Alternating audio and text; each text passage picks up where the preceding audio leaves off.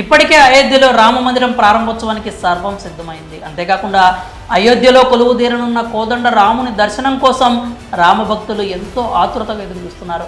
యావత్ భారతదేశం ఆ శ్రీరాముని విగ్రహ ప్రాణప్రతిష్ఠ కార్యక్రమం కోసం 1000 కళ్ళతో ఎదురుచూస్తున్న సమయం ఆసన్నమైంది. ఇంతటి అద్భుతమైన ఘట్టానికి జనవరి 22 వేదికైంది. ఇదిలా ఉంటే ఇప్పటికే అయోధ్య రామ మందిరానికి సంబంధించి నిత్యం ఏదో ఒక వార్త వైరల్ అవుతోంది. అయితే ఇటీవలే అయోధ్యలోని రామ మందిర మహాసంప్రోక్షణకి ముందు శ్రీరాముడి చిత్రంతో కూడిన 500 రూపాయల నోటు చిత్రం ఇంటర్నెట్లో దర్శనమిచ్చిన విషయం తెలిసిందే.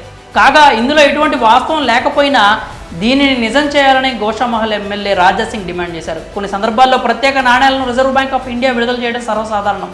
అలాగే కొందరు మహనీయులను గుర్తు చేసుకుంటూ కూడా కాయిన్స్ను విడుదల చేస్తూ ఉంటారు. ఇటీవల సీనియర్ ఎన్టీఆర్ పై వచ్చిన 100 రూపాయల నాణ్యం గురించి తెలిసిందే. ఈ క్రమంలోనే ఇప్పుడు అయోధ్యలో రామ మందిర ప్రారంభోత్సవం సందర్భంగా 500 రూపాయల నోటుపై రాముని చిత్రం ముద్రించినట్లు వార్తలు, దానికి సంబంధించిన ఫోటోలు సోషల్ మీడియాలో తెగ వైరల్ అయ్యాయి. అయితే వాటిలో ఎంతవరకు నిజం లేదని తేలిపోయింది. అయితే ఇప్పుడు దీన్ని వాస్తవం చేయాలని ఎమ్మెల్యే రాజాసింగ్ డిమాండ్ చేశారు. మహారాష్ట్రలో పర్యటిస్తున్న ఆయన ఓ సభలో మాట్లాడుతూ 500 రూపాయల నోటుపై శ్రీరాముని చిత్రాన్ని ముద్రించాలని ప్రధాని మోదీకి విజ్ఞప్తి చేశారు. ఇప్పటికే ప్రపంచ దేశాల్లో కరెన్సీ నోట్లపై హిందూ దేవుళ్ల ఫోటోలను ముద్రించారని చెప్పారు.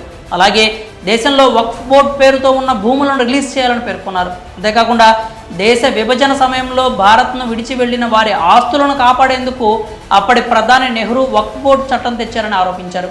ఒక్క మహారాష్ట్రలోనే బోర్డు పేరుతో 10 లక్షల భూములు ఉన్నాయని, వాటిని మహారాష్ట్ర ప్రభుత్వం రిలీజ్ చేయాలని డిమాండ్ చేశారు. మరి 500 రూపాయల నోటుపై రాముని చిత్రం ముద్రించాలంటూ ఎమ్మెల్యే రాజాసింగ్ చేసిన విజ్ఞప్తిపై మీ అభిప్రాయాలు ఏంటో కామెంట్స్ రూపంలో తెలియజేయండి.